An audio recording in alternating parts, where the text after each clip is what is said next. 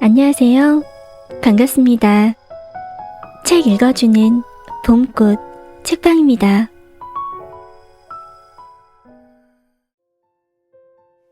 오늘 제가 가져온 책은 빨강머리 애니 하는 말입니다. 백용옥님의 에세이집이고요. 책을 잠깐 소개를 해드릴게요. 이 책은 우리가 어렸을 때 봤던 빨강머리엔 만화 있잖아요.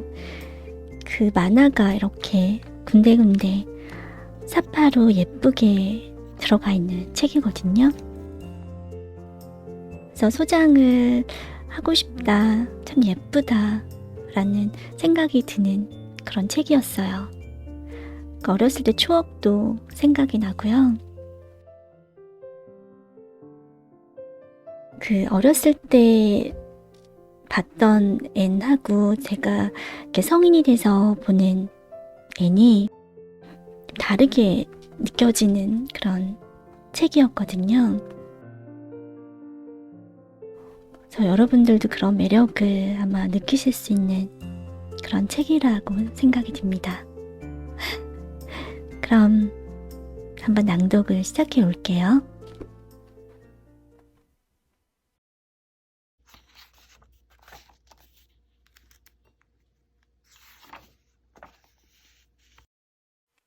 시간이 우리에게 선물하는 건 이런저런 일을 겪으며 똑같은 상황을 바라보는 관점을 바꾸게 하는 힘 아닐까?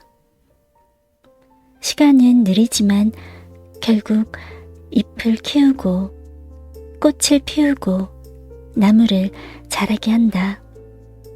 나는 그것이 시간이 하는 일이라 믿는다.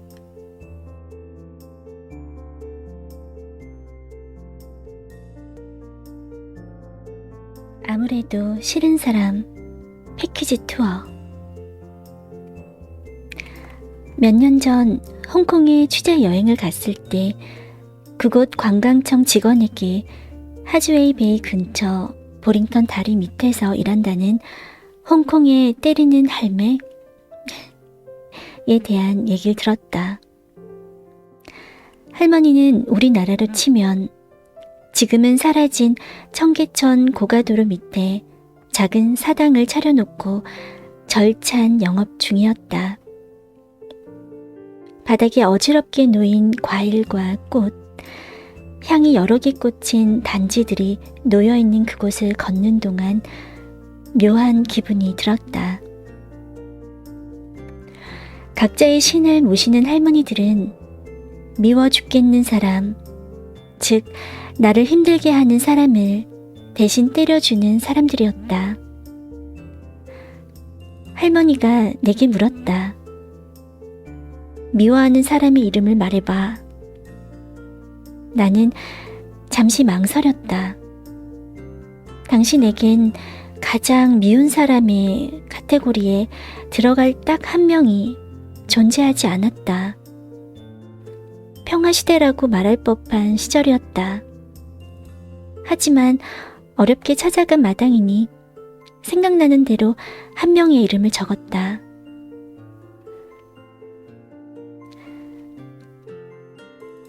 좋아하려고 노력했지만 끝내 좋아할 수 없었던 어떤 사람의 이름이었다. 미워하는 사람의 이름을 말하면 할머니가 먼저 부적을 그린다. 그리고 미워하는 사람의 이름을 적은 그 부적을 귀퉁이가 달아빠진 벽돌 위에 올려놓고 때리기 시작하는 것으로 다리 밑 제의가 시작된다. 이때 할머니들이 때리는 도구로 이용하는 건 놀랍게도 헌 신발. 어찌나 두들겨 댔는지 신발 뒤축이 너덜너덜해져 있었다. 머리가 하얗게 새고 허리가 구부정한 노인이라 부적을 대충 때릴 것이라 생각하면 오산이다. 어디서 그런 괴력이 나오는지 할머니는 5분을 넘게 부적 여기저기를 이리저리 두들기고 그야말로 입이 떡 벌어질 정도의 누더기로 만들었다. 사실 신발 뒤축으로 때리기만 하는 것도 아니다. 때리는 동시에 쉬지 않고 뭔가를 중얼중얼 대기 시작하는데 아마도 그만 괴롭혀라, 떨어져라, 자꾸 그러면 혼을 내겠다 하는 식의 주문들을 외는 것 같았다. 할머니가 그렇게 두들겨 패 너덜대는 부적을 호랑이 인형에 넣어 술떡을 먹여 태우는 장면은 내게 기이할 정도의 위로를 주었다. 미워하던 사람이 내 마음속에서 멀리 사라지는 것 같은 기분마저 들었다. 그해 때리는 할매를 만났던 일은 홍콩의 그 어떤 브랜드숍이나 레스토랑보다도 내게 인상적이었다. 삐쩍 마른 말라깽이에 얼굴이 참 못생겼네. 거리낌 없이 직설을 퍼붓는 린드 아줌마 같은 사람은 어디에나 존재한다. 솔직하게 자기 의견을 말하는 게 건강하다고 믿는 부류들 말이다. 이런 사람들이 한결같이 주장하는 게 나는 뒤끝은 없다 라는 것인데 사실 자기가 하고 싶은 말을 다 해버리는 사람들에게 뒤끝이 있을 리가 없다. 무례하긴 해도 애니 린드 아주머니에게 화를 내는 장면은 통쾌하기만 하다. 부당함에 대응해 화를 낸다는 게 요즘 같은 세상에서 얼마나 어려운가. 화를 내지 않는 게 매너를 넘어 약자들에게만 요구되는 부당한 감정 노동이 된 세상이다.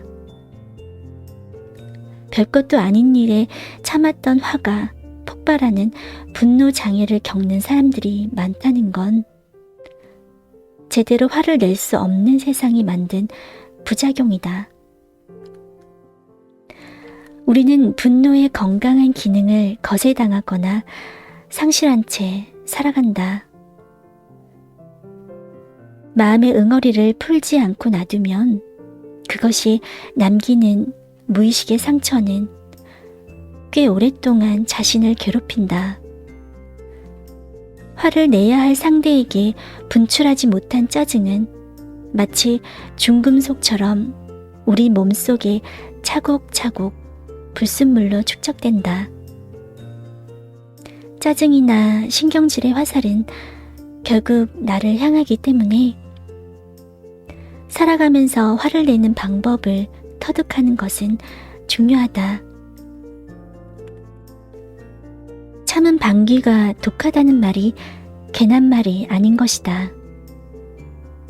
한 신부님은 자신의 사제실에 샌드백을 걸어놓고 화가 날 때마다 두들겼다는 고백을 했다. 용서의 화신인 신부님도 그럴진데 우리 같은 보통 사람들이야. 말을 말자. 술자리에서 홍콩에 때리는 할매 얘기를 하다가 홍콩 관련 여행 패키지 하나를 새롭게 만들면 재밌겠다고 생각했다. 이름하여 아무래도 싫은 사람 패키지. 사표를 내고 싶을 정도로 미운 사람을 뒤로한 채 빅세일 중인 홍콩 쇼핑몰을 돌며 1차 힐링, 맛집 천국인 식당을 돌며 2차 힐링, 홍콩의 소원 비는 사원들을 돌며 나쁜 사람의 폭망과 나의 대박을 비는 것으로 3차 힐링. 마지막 하즈웨이 베이 근처 할머니들에게 찾아가 아무래도 싫은 그 사람을 마구 두들겨 패고 마음속에서 멀리 날려버리는 것으로 4차 힐링 하는 것이다. 여행사 직원이라면 나는 이런 심신치유 패키지 상품부터 만들 것 같다. 절대 농담이 아니다. 저요, 아주머니처럼 야비하고 무례하고 인정머리 없는 사람은 본 적이 없어요. 어떻게 남을 그렇게까지 말할 수 있어요? 만일 아주머니에게 이렇게 말하면 기분이 어떻겠어요? 너무 뚱뚱해서 볼품없고 상상력이라곤 한 조각도 없어 보인다고 하면 마음이 어떻겠냐고요.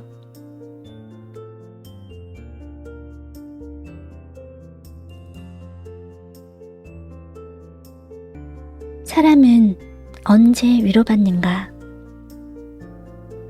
내가 소설가가 되기로 결심한 건 초등학교 2학년 때였다. 소설가로 장래희망을 정한 정확한 나이를 알 수 있는 건 초등학교 시절 학년 앨범에 내가 그렇게 적었기 때문이다. 중학교 때의 나는 연애소설의 여왕이었다. 친구들은 내가 쓰기만 하면 그걸 읽지 못해 안달이었다. 당시엔 지금처럼 개인용 컴퓨터가 있는 것도 아니어서 나는 공책에 쓴 소설을 점심시간마다 육성으로 들려줬다. 마치 변사처럼. 내 10대 시절은 할리퀸과 하이틴 로맨스, 시드니 셀던과 스티븐 킹으로 이어지는 장르의 시대였다. 얇은 문고판 로맨스 소설을 하루에 서너 권씩 읽어치웠다. 남자친구를 사귀는 대신 연애 소설과 연애한 셈이었다. 연애를 글로 배운 사람이 제대로 된 연애를 할 리가 없어서 대학에 다닐 때는 줄곧 차이는 연애만 했다. 일단 소설가가 되려면 신춘문예에 도전하는 게 정석이라 20살 이후 글을 써서 투고하기 시작했다. 그것이 내 낙방기의 시작이었다. 1월 1일이면 신춘문예 당선자들의 당선 소감이 대문짝만하게 나왔다. 그때마다 내 마음을 서글프게 했던 것은 바로 이런 종류의 당선 소감이었다. 처음 낸 미흡한 작품을 뽑아주신 심사위원 선생님들께 감사드리며 그때 결심했다. 만약 문학상을 받게 된다면 나는 조금 다른 당선 소감을 쓸 거라고. 나 같은 문학의 루저가 있다는 것을 세상에 공표하고 싶었다. 이유는 하나.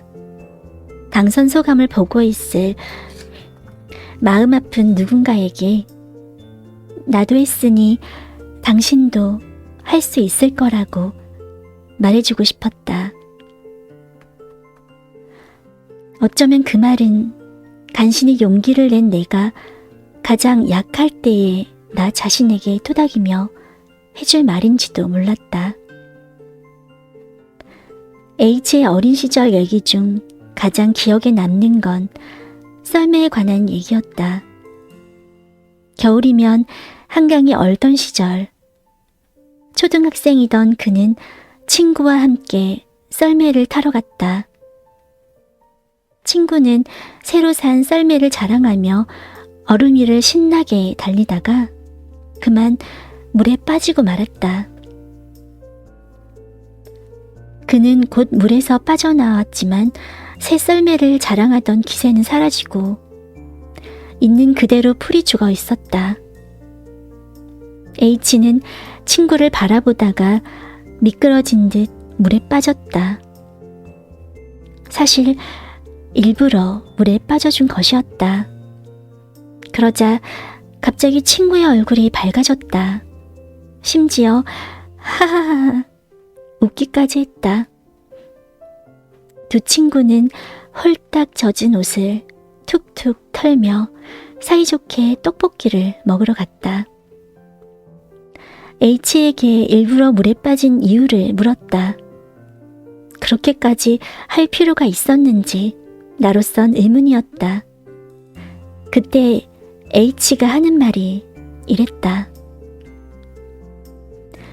인간이 언제 위로받는 줄 알아? 쟤도 나처럼 힘들구나.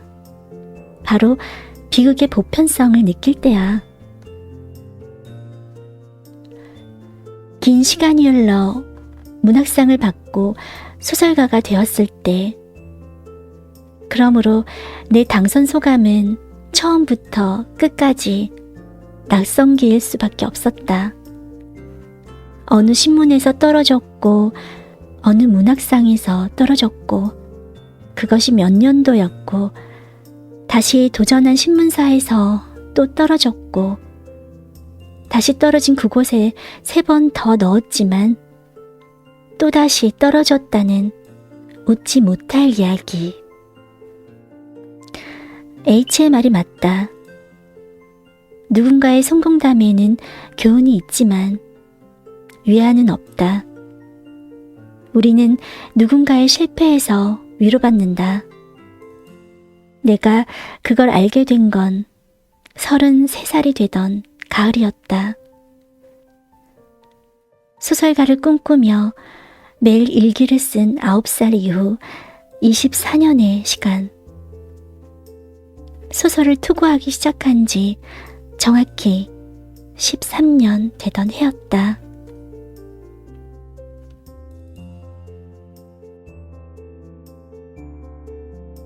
사랑에 빠진 이유와 결별의 이유가 같을 때, 길버트와 앤을 보고 있으면 마음이 답답했다. 처음 길버트가 앤을 향해 홍당무라고 외쳤을 때부터 줄곧 그랬다.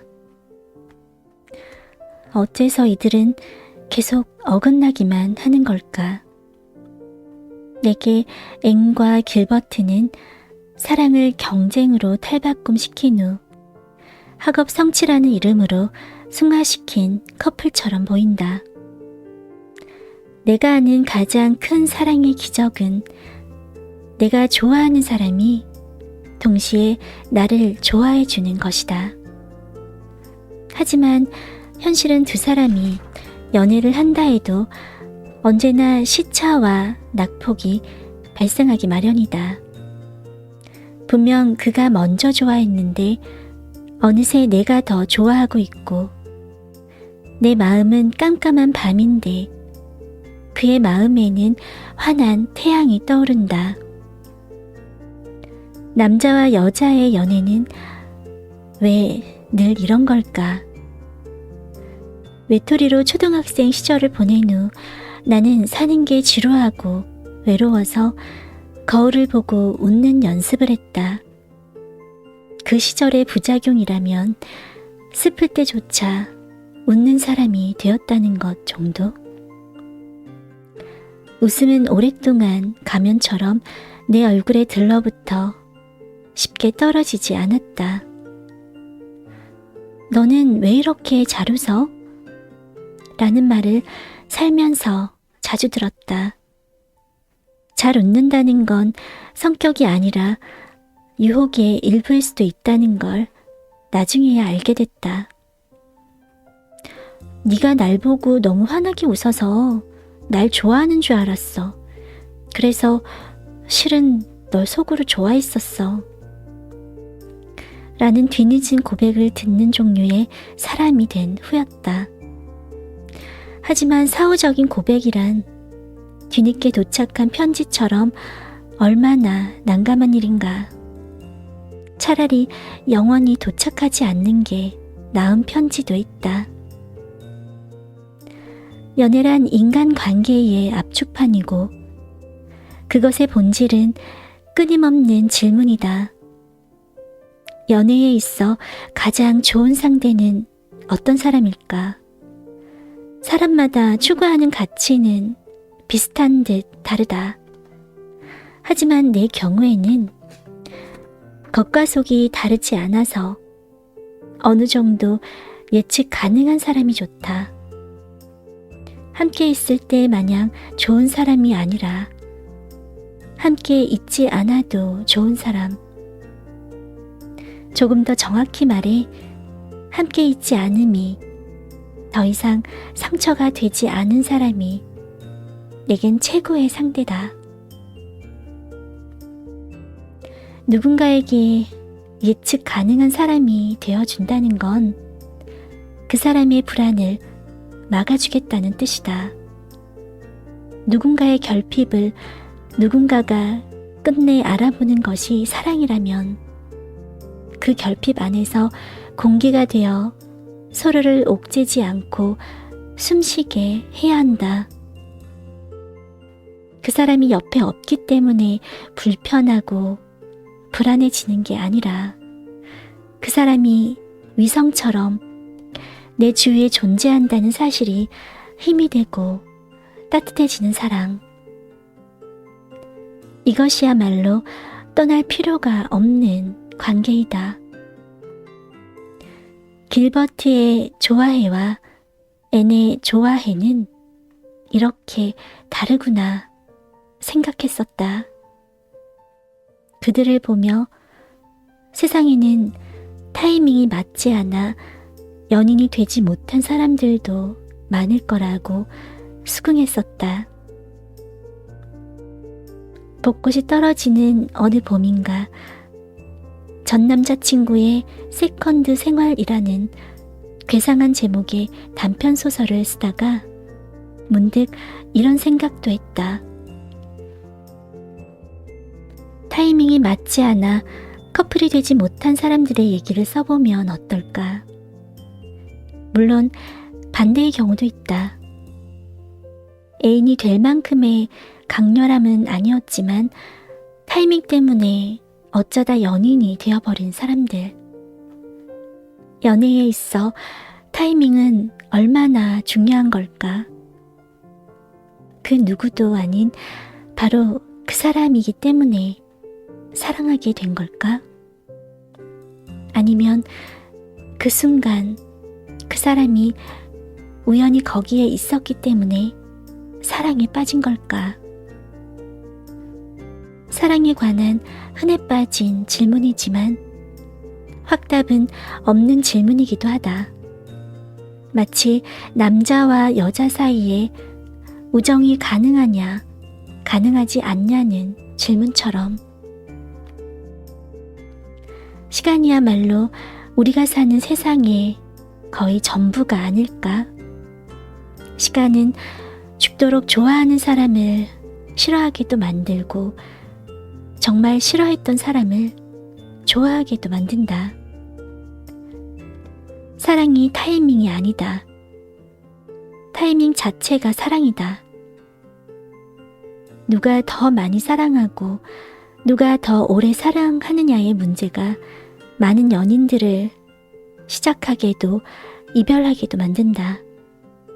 그래서 앵과 길버트의 사랑을 보며 나는 늘 이렇게 되뇌곤 했던 것이다. 아직은 때가 되지 않았다고.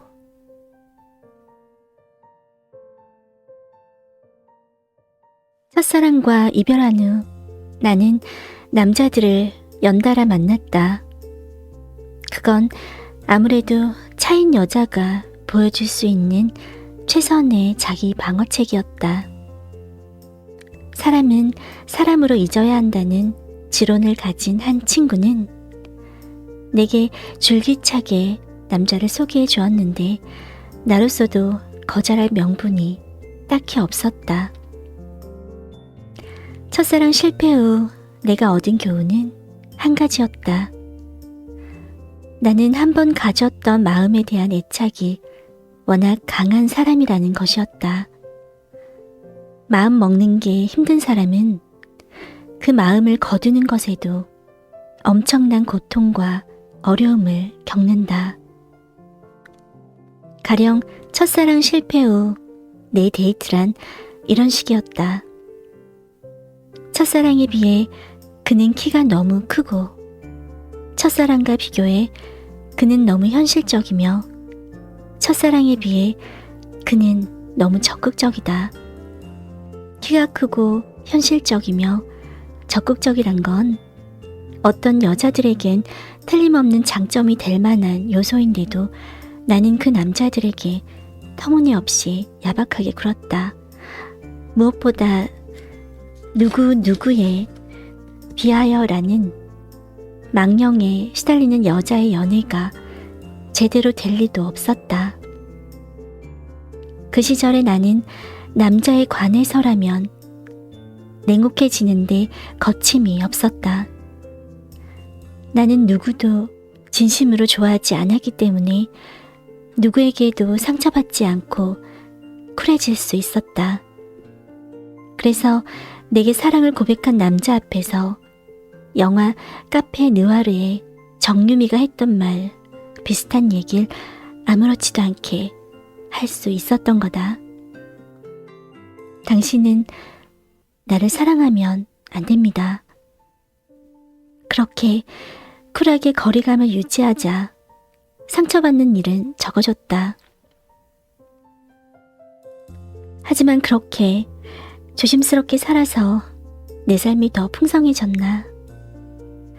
그건 데이트지 연애가 아니었다. 그런 게 사랑 비슷한 것일 리도 없었다.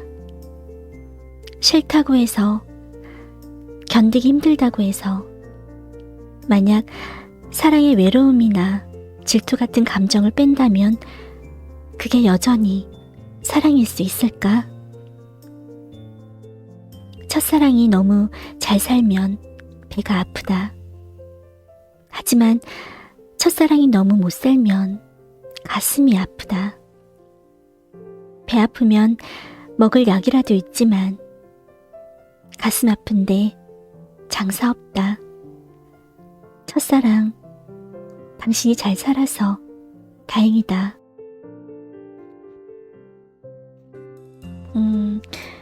그 작가님이 이 책에서 가장 하고자 하는 그 내용이 여기에 가장 많이 잘 나와 있는 것 같아서 이 부분을 한번 제가 읽어 드릴게요.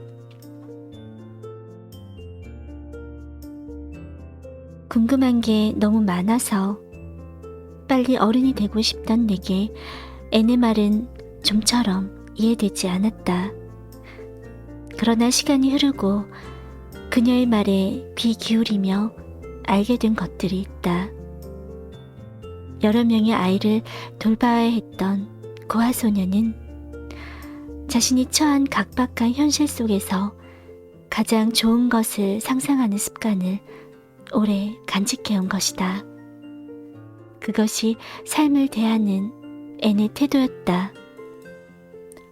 놀아줄 또래 친구가 없어서 깨진 유리창에 비친 자신의 얼굴에 캐시 모리스라는 이름의 가상 친구를 만들어내는 앤. 그런 앤의 상상력이 내겐 늘 절망에서 희망을 찾아내는 특별한 능력처럼 느껴졌다.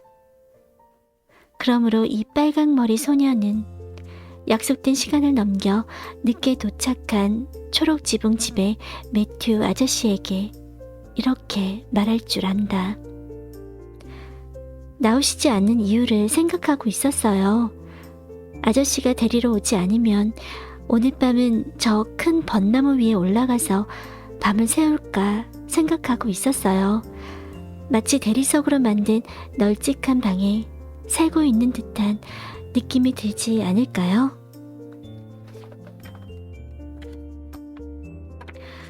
한 그루의 평범한 벚나무를 아늑한 자기만의 방으로 멋지게 바꿀 줄 아는 애는 사랑스럽다. 예쁘지는 않지만 사랑스러운 애의 그 말을 주머니 속에 넣고 다니고 싶다. 기다리고 고대하는 일들은 좀처럼 일어나지 않는 게 실제 우리의 하루다. 하지만 그럴 때 애의 말을 꺼내보면 알게 되는 게 있다. 희망이란 말은 희망 속에 있지 않다는 걸. 희망은 절망 속에서 피는 꽃이라는 걸. 그 꽃에 이름이 있다면 그 이름은 아마 그럼에도 불구하고 일 거라고.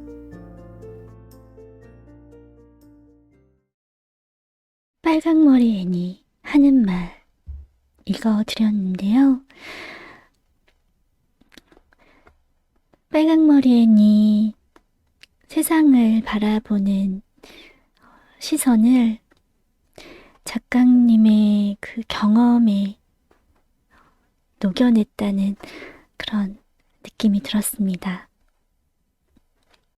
을 보면서 굉장히 자기 소신과 신념이 강한 아이, 세상을 바라보는 시선이 낙천적이고, 그래서 아니라고 생각되는 것은 이렇게 거침없이 일침을 날릴 줄도 아는 그런 용기 있는 아이였구나 라는 생각이 들어요. 저는 이 문장이 굉장히 공감이 갔어요. 나는 한 번 가졌던 마음에 대한 애착이 워낙 강한 사람이라는 것이었다. 마음 먹는 게 힘든 사람은 그 마음을 거두는 것에도 엄청난 고통과 어려움을 겪는다. 쉽게 마음을 주지도 않지만 쉽게 마음을 거두지도 못하는 거죠. 저도 이런 사람인 것 같아요. 물론 이별은 다 힘들지만 좀 다른 사람에 비해서 사람을 들여보내는 것도 또 내보내는 것도 시간이 많이 필요한, 정리하는데 시간이 많이 걸리는 그런 사람인 거죠. 그래서 공감이 갔던 것 같아요. 이 책 뒷부분에 보면 짠! 이렇게 빨강머리에는 등장인물들이 나와 있어요. 정말 귀엽죠? 이런 것도 너무 귀여운 것 같아요. 아까 읽어드렸던 린드 부인도 여기 나와 있고요. 여기 길버트가 있어요. 길버트는 앤의 어릴 적 학교 친구예요. 근데 길버트가 워낙 표현이 서툰 친구다 보니까 앤을 계속 놀리거든요. 그러면 앤의 입장에서는 당연히 길버트가 싫을 수밖에 없겠죠. 그래서 뭔가 경쟁적 구도로 계속 가게 되거든요. 이 책의 그 뒷부분에 보시면 성장한 앤과 길버트의 모습, 그리고 이 둘의 관계가 어떻게 될지 그런 내용도 조금 나와 있어요. 그 다이애나라고 앤의 절친이 있거든요. 그 절친하고 친구의 맹세를 하고 있는 장면입니다. 너무 귀엽죠? 그리고 이 책의 매력이 깨알같이 귀여운 이렇게 그림들이 있어요. 이거는 앤이랑 다이애나가 앉아있는 장면, 그리고 다이애나와 그네를 타는 모습, 그 뒤로 가면 이렇게 길버트하고 앤이 앉아있는 모습, 이렇게 하단에 깨알 같은 귀여움이 있어요. 오늘은 여기까지고요. 들어주셔서 감사합니다. 또 뵙도록 해요. 안녕.